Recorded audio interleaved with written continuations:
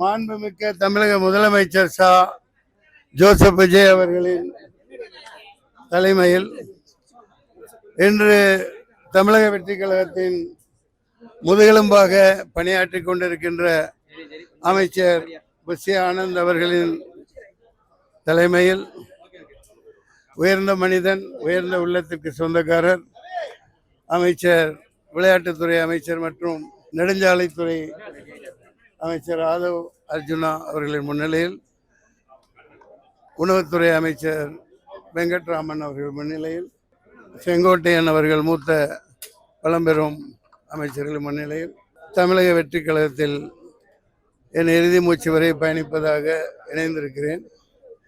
வரும்பொழுது கேட்டார்கள், இணைவதற்கு வருகிறீர்களா என்று. பிரிந்திருந்தால் தானே இணைவதற்கு. முதலமைச்சர் அவர்கள் தமிழக வெற்றி கழகம் ஆரம்பிப்பதற்கு முன்பே லியோ வெற்றி விழாவில் ஜவஹர்லால் நேரு ஆடிட்டோரியத்தில் த ஒன்லி ஒன் அல்டர்னேட்டிவ் தமிழகத்தின் நாளைய தீர்ப்பு என்று பிரகடனப்படுத்தியிருந்தேன். சந்திக்க இயலவில்லை. ஓரிரு நாளில் முதல்வரை சந்திப்பேன்.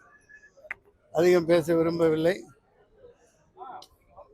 பொதுச் செயலாளர் மிகவும் சிறப்பாக உரையாற்றினார்கள், தாங்கள் கேட்டிருப்பீர்கள். எனவே நாளைய தமிழகம், இன்றைய தமிழகம் எப்போதும் மிகச்சிறந்த முன்னேற்ற பாதையில் பயணிக்க, ஆண்டாண்டு காலம் வெற்றியை நோக்கி பயணிக்க முதலமைச்சர் ஜோசப் விஜய் அவர்களின் கருத்தை வலுப்படுத்துவேன். நன்றி. இதுக்கப்புறம் இது ஒரு கேள்வி தேவையா? முன்னேறி போய்கிட்டு இருக்கோம்.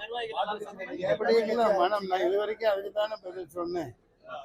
பிரிந்தால் தானே இணைவதற்கு, இணையாதிருந்தால் தானே இணைவதற்கு. அம்மணி அவர்களுக்கு தான் சொன்னேன். நன்றி.